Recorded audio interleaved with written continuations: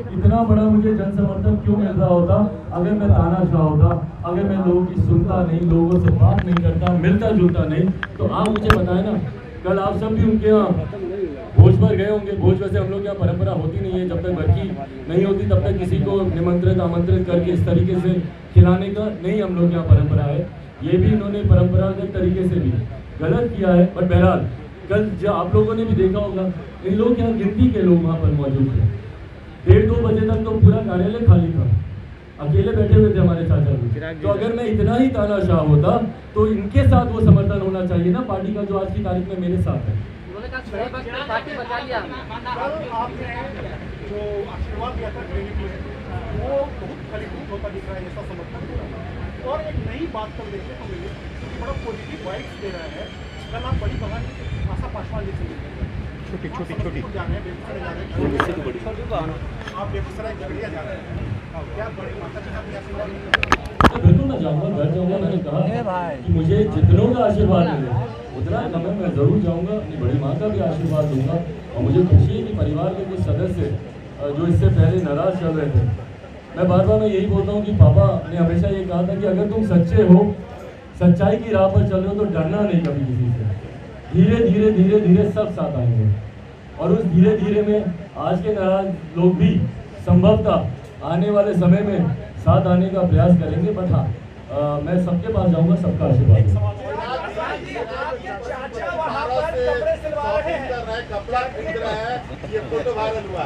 मेरी ढेर सारी शुभकामनाएं उनको। मैं चाहता हूँ, मैं दिल से चाहता हूँ कि उनकी मनोकामना पूरी हो। बहुत बड़ा दाव शब्द ठीक नहीं रहेगा, बहुत बड़ा कदम उठाया है उन्होंने। परिवार को तोड़ा है अपनी इस महत्वाकांक्षा को पूरा करने के लिए। समाज की नाराजगी उन्होंने मोल ली अपनी इस महत्वाकांक्षा को पूरा करने के लिए। और सबसे बड़ी बात, मेरे पिताजी के मरने के बाद उनकी पीठ पर खंजर भोंका है अपनी इस महत्वाकांक्षा को पूरा करने के लिए। तो मैं दिल से चाहता हूँ कि जब उन्होंने इतनी बदनामी मोल ली, इतना कुछ उन्होंने झेला, तो मैं दिल से चाहता हूँ कि उनकी महत्वाकांक्षा पूरी हो। पर इसमें बस एक टेक्निकल मैं जानकारी आप लोगों के समझ जरूर रख दूँ कि लोक जनशक्ति पार्टी, क्योंकि मैं कुछ मीडिया के चैनल पर मैं देख रहा हूँ कि लोक जनशक्ति पार्टी के सांसद के तौर पर या लोक जनशक्ति पार्टी के कोटे से उन्हें मंत्री बनाया जाएगा। ये संभव नहीं है, क्योंकि उन्हें लोक जनशक्ति पार्टी की राष्ट्रीय कार्यकारिणी पहले ही उन्हें पार्टी से निष्कासित कर चुकी है। उन्हें पार्टी से निकाल दिया गया है उनके 5 सांसद, उनके 4 और सांसदों के साथ। और इस बात की जानकारी हम लोगों ने चुनाव आयोग को भी दे दी है।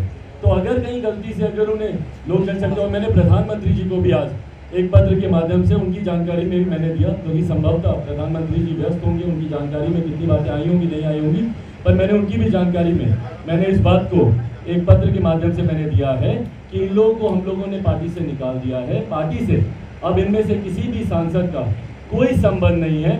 इनको अब निर्दलीय सांसद के तौर पर, देखिए पूरी तरीके से प्रधानमंत्री जी का अधिकार क्षेत्र है कि वो किसको मंत्री बनाए नहीं बनाए, उसमें मेरा कोई हस्तक्षेप रहना संभव ही नहीं है। पर हाँ, अगर मेरी पार्टी का सांसद कहकर अगर उनको बनाया जाएगा तो मुझे आपत्ति होगी। उसके लिए भले मुझे न्यायालय भी जाना पड़े तो मैं न्यायालय भी जाऊंगा, क्योंकि ये मेरी पार्टी के ये सांसद नहीं है। और पार्टी के सांसद होने के नाते गठबंधन दल की परंपरा हमेशा ये कहती है कि अगर किसी अपने सहयोगी से पार्टी से सांसद को मंत्री बनाना है तो आप उस पार्टी के राष्ट्रीय अध्यक्ष से आप एक बार चर्चा जरूर करते हैं। 2014 में भी ये चर्चा हमारे तत्कालीन राष्ट्रीय अध्यक्ष रामविलास पासवान जी से की गई थी। 19 में भी ये चर्चा हमारे राष्ट्रीय अध्यक्ष रामविलास पासवान जी से की गई थी।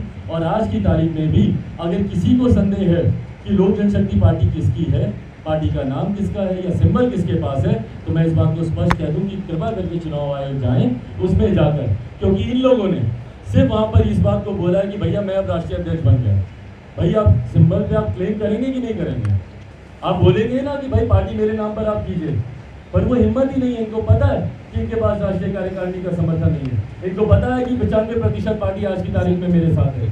66 राष्ट्रीय कार्यकारिणी के सदस्यों का, और जो राष्ट्रीय कार्यकारिणी की गलत बैठक इन्होंने बुलाई वो भी मैं आपको बता दूं कि हमारी पार्टी का संविधान कहता है कि राष्ट्रीय कार्यकारिणी की बैठक बुलाने के लिए मिनिमम ऑफ 30 मेंबर्स का कोरम होना चाहिए कंप्लीट करने के लिए। कोरम को कंप्लीट करने के लिए 30 सदस्यों की मौजूदगी अनिवार्य है। आप बताएं ना कि भैया बंद कमरे में जो आपने बैठक की कितने लोग थे आपके पास और कौन लोग थे वो? तो इसीलिए चुनाव आयोग ने भी आज की तारीख में राष्ट्रीय अध्यक्ष चिराग पासवान है। तो अगर लोक जनशक्ति पार्टी के कोटे से इनको मंत्री बनाया जाएगा तो हमारी आपत्ति होगी, हमारा एतराज होगा और उसके लिए हम लोग को न्यायालय भी जाना पड़े तो हम लोग जाएंगे। स्वतंत्र सांसद के तौर पर आप इनको मंत्री बनाएं, मुझे कोई दिक्कत नहीं है। आप इनको जनता दल यूनाइटेड ज्वाइन करा लें, जनता दल यूनाइटेड की सदस्यता ग्रहण कर लें, उस कोटे से मंत्री बनाए, कोई दिक्कत नहीं है। पर जदयू से कोई भी मंत्री बनेगा तो जदयू में टूट पक्की है, ये मैं आपको वादे से चिराग जी, बीजेपी और मोदी से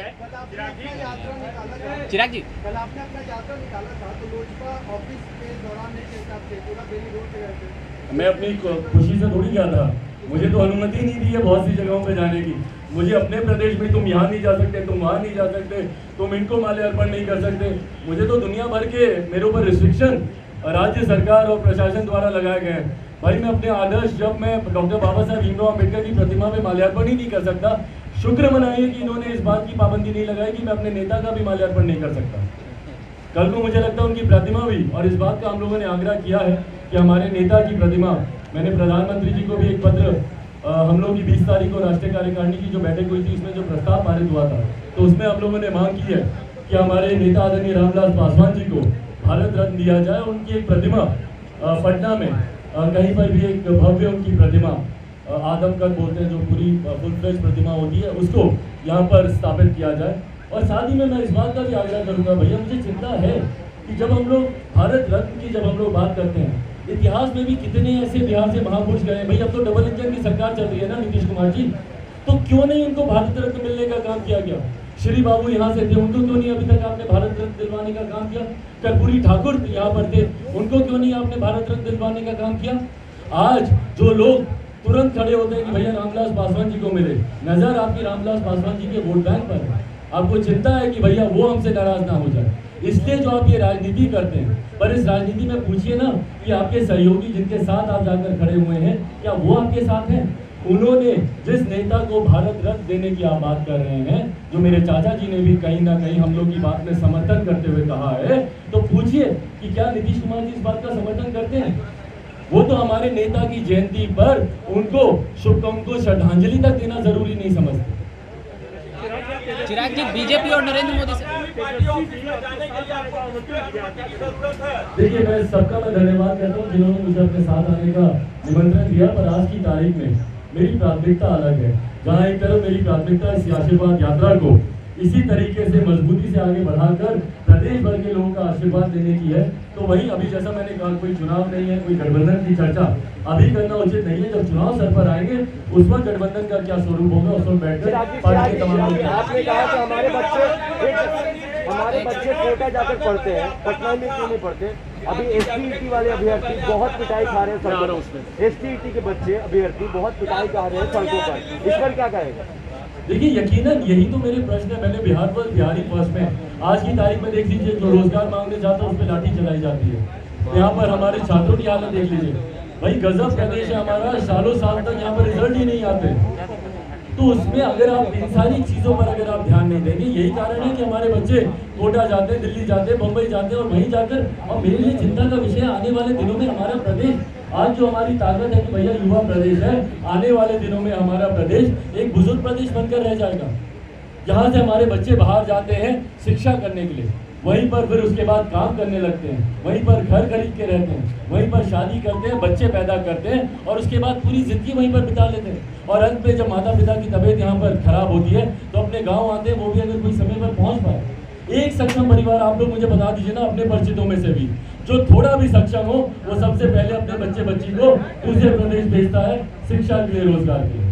तो इन विषयों पर चर्चा करने की जरूरत है, पर हमारे मुख्यमंत्री करते नहीं है ना। तकलीफ इस बात की है। चिराग जी पार्टी कार्यालय देखिए मुझे नहीं पता कि किसको फोन आया है, किसको फोन नहीं आया है। इसकी देखिए मैं शायद मंत्री नहीं बना कभी, पर मैंने अपने पिताजी के शपथ ग्रहण समारोह में मैं कई बार गया हूँ, 6 प्रधानमंत्री के साथ उन्होंने काम किया। मुझे ये समझ में आता है कि इसकी औपचारिक घोषणा की जाती है उन लोगों को। इस बार से जब से हमारे मौजूदा प्रधानमंत्री नरेंद्र मोदी जी देश के प्रधानमंत्री बने, ये नई परंपरा शुरू हुई है कि शपथ लेने से पहले आमंत्रित किया जाता है, बुलाकर एक बैठक होती है। नहीं तो इससे पहले जितना मैंने देखा राष्ट्रपति भवन से ही सीधा फोन आता था कि भैया 1 घंटे में आप आ जाइए, आपको शपथ ग्रहण लेना है। ये अभी तक की परंपरा रही। इस बार भी किसको फोन आया नहीं आया है, अगर आपके पास कोई औपचारिक इस बात की सूचना आ जाए तो आप मुझे जरूर बताइएगा, तब मैं इस पर औपचारिक देखिए करूंगा। पार्टी कार्यालय जाने के लिए आपको किसकी समर्थन की जरूरत है? अपने पार्टी कार्यालय जाने के लिए मुझे किसी की अनुमति, किसी के समर्थन की जरूरत नहीं है। तो आप नहीं रोक सकता मुझे वहाँ जाने से। देखिए मेरे चाचा रहे हैं भाई, वो मेरे चाचा हैं भी, और मैं बचपन से मैं उनकी गोद में खेला हूँ, पढ़ा हूँ, बढ़ा हुआ हूँ। मैं कैसे जाके मैं उनको निकालूं वहाँ से, या कैसे मेरे समर्थक वहाँ पर जाए और उनके समर्थकों के साथ, क्योंकि ये 2 हफ्ते पहले सब एक ही थे, कैसे उनके साथ जाकर कोई जोर जबरदस्ती करे? भाई आपको नहीं पसंद मैं कार्यालय में नहीं आऊँगा, मैंने व्यवस्था कर ली ना अपने यहाँ पर हाँ जिस दिन मुझे अपना कानूनी अधिकार वहाँ पर जताना होगा मैं आऊँगा। और तब तक मैं आपको समय दे रहा हूँ कि आप वहाँ से जितना हो सके आप भी अपनी वैकल्पिक व्यवस्था बना लें, क्योंकि इस बात की चिंता हम लोगों को हमेशा से रही है कि वो कार्यालय जरूर रहा है, बट उसको मेरे चाचा जी ने हमेशा आवास के तौर पर भी इस्तेमाल किया। तो मेरे लिए उचित नहीं होगा कि मैं उनको जाकर बोलूं कि भैया आप अपना आवास कर लीजिए। चिराग जी, बीजेपी और मोदी जी आपने कहा कि अगर लोजपा की गुट से या लोजपा के कोटे से अगर आपके चाचा पारस को मंत्री बनाया जाता है तो आपको अलग मिल जाएगी, तो क्या आपको आप मानते हैं कि लोजपा अभी भी एनडीए में है और लोजपा कोटे से आपका दावा बनता है? देखिए लोजपा कोटे की अगर आप बात करें तो हाँ, इस बात को हम लोगों ने हमेशा कहा है कि भैया लोक जनशक्ति पार्टी का केंद्र में हम लोग का गठबंधन रहा है, और केंद्र में अगर आज की तारीख में उस गठबंधन में अगर आप लोक जनशक्ति पार्टी का स्वरूप देखें तो उस पार्टी में एक ही सांसद है और वो लोक जनशक्ति पार्टी का राष्ट्रीय अध्यक्ष चिराग पासवान है। बाकी के 5 सांसदों को पार्टी की राष्ट्रीय कार्यकारिणी द्वारा निकाल दिया जा चुका है। बट हाँ, अगर कोई ऐसा फैसला अगर भारतीय जनता पार्टी के द्वारा लिया जाता है जहां पर किसी दूसरे गुट को अगर वो मान्यता देती है तो उसके बाद पार्टी की राष्ट्रीय कार्यकारिणी बैठेगी और उन लोग आगे का क्या फैसला होगा वो लिया जाएगा। चिराग जी, आखिरी सवाल, बीजेपी और नरेंद्र मोदी से आप कैसे?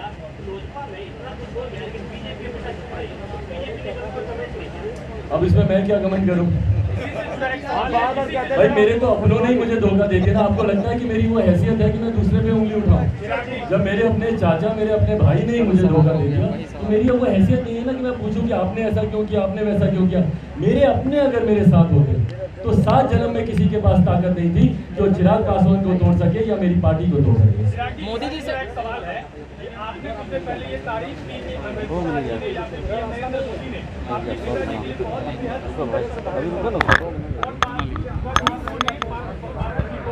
ही कर दिया है अमित शाह जी ने। ये कंफर्म न्यूज है? ये कहा जा रहा है। हाँ, तो कहा जा रहा है पे मैं टिप्पणी नहीं करूंगा भाई। ऐसे कहा जा रहा पे ईमानदारी से अगर आप सुने तो ये ऐसा कहा जा रहा दिसंबर से हम लोग सुन रहे हैं। याद है ना 10 नवंबर को परिणाम आएंगे और 1 दिसंबर को खरमास से पहले मंत्रिमंडल का विस्तार होना था।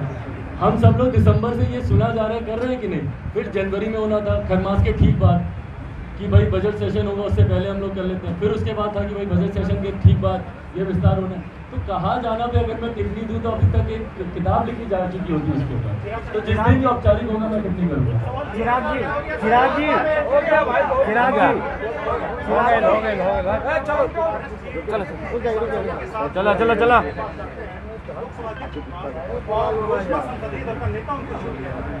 चलो यार, आपको हो गया। सवाल ये है क्या 5 घंटा और शाह जी के सहमति के बगैर ऐसा संभव था? देखिए जब आप ये प्रश्न पूछते हैं ना, आप कहीं ना कहीं चेयर के ऊपर उंगली उठाते हैं। मैं ये उंगली नहीं उठाऊंगा। मेरा विश्वास उस चेयर पर है, मेरा विश्वास हमारे लोकसभा अध्यक्ष पर है कि वो जब उस चेयर पर बैठे हैं तो निष्पक्ष तरीके से और न सिर्फ पार्लियामेंट की परंपरा के अनुसार और प्रैक्टिसिंग के अनुसार, बल्कि जो रूलबुक पार्लियामेंट की कहती है उसके अनुसार वो काम करेंगे। देखिए जब लोकसभा अध्यक्ष, यकीनन वो 200 पार्टियों के अध्यक्ष होते हैं लोकसभा में, हर पार्टी का संविधान को जाने ये जरूरी नहीं है। मेरे पार्टी का संविधान ये कहता है, मेरे पार्टी के संविधान में क्लियरली इस बात को लिखा हुआ है कि any activity taking place in the parliament or in the assembly will be decided by the central parliamentary board। मेरे पार्टी को ही अधिकार है इस बात को चुनने का, और ये बात पार्लियामेंट की रूल बुक भी कहती है। अपेंडिक्स 4 का सब क्लॉज 2F अगर आप देखेंगे पार्लियामेंट की रूल बुक का तो उसमें लीडर की डेफिनेशन दी हुई है, जो कि क्लियरली ये कहती है कि leader is a person chosen by the party. इसका एक बहुत रिसेंट उदाहरण मैं आपको दे दूं। जब संजय जायसवाल जी को, जो बिहार प्रदेश के प्रदेश अध्यक्ष हैं भारतीय जनता पार्टी के, अभी मानसून सत्र से पहले जब उनको बदलकर राकेश सिंह जी को जब चीफ व्हिप बनाया गया, तो उसके लिए कोई सांसद और भाजपा के नहीं गए थे अध्यक्ष जी के पास, पार्टी की तरफ से लिख के दिया गया था। मुझे भी जब पिछली बार नेता सदन बनाया गया था तो मेरी पार्टी के संसद की बोर्ड ने लिख के दिया था। उसी तरीके से पुनः मेरी पार्टी के संसद की बोर्ड ने कुछ दिनों पहले बैठक करके, जिसमें हमारे 25 में से 16 सदस्य हम लोग के पक्ष में थे, और जिसमें से कि 9 वही सदस्य हैं जो पार्टी से अलग हुए, जिसमें हमारे 5 सांसद हैं और एक सूरज भान जी हैं जो वाइस प्रेसिडेंट थे। इन लोगों के अलावा 16 सदस्यों ने इस बात की सहमति दी है कि आज की भी तारीख में हमारे नेता सदन चिराग पासवान है, और ये मामला अध्यक्ष जी के पास विचाराधीन है। जब मैं उनसे मिला भी था तो उन्होंने कहा था कि मैं इसको रिव्यू करूंगा। तो ना सिर्फ ये मामला अध्यक्ष जी के पास विचाराधीन है, यहाँ पर चुनाव आयोग के पास ये तमाम विषय विचाराधीन है।